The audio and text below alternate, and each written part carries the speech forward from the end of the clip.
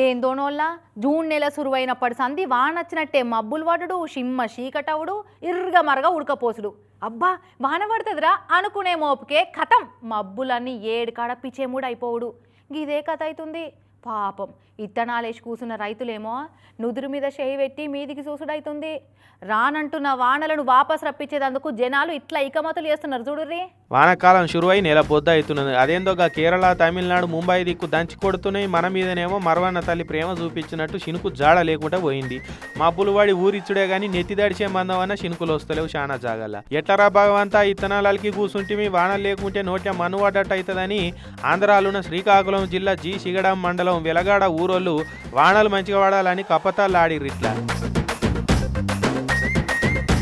మంచిగానే దొరకబెట్టిరు. మరి ఏడ దొరకబెట్టిరు కప్పలను.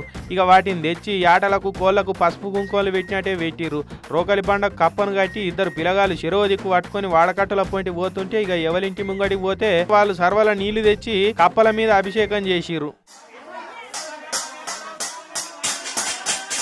ఇక అట్లా అభిషేకం చేసినాక వాటిని తీసుకొని పోయి వాగులు ఇడిచిపెట్టిరు. ఇట్లా చేస్తే దండిగా వానలు పడతాయని ఊరోళ్ళకు నమ్మికట. వీళ్ళు ఇట్లా చేసినందుకన్నా 2 వానలు అట్లా గుమ్మరించిపోతే ఇత్తులాలికి కూసున్నోళ్ళు జర నిమ్మలం అవుతారు కాదా.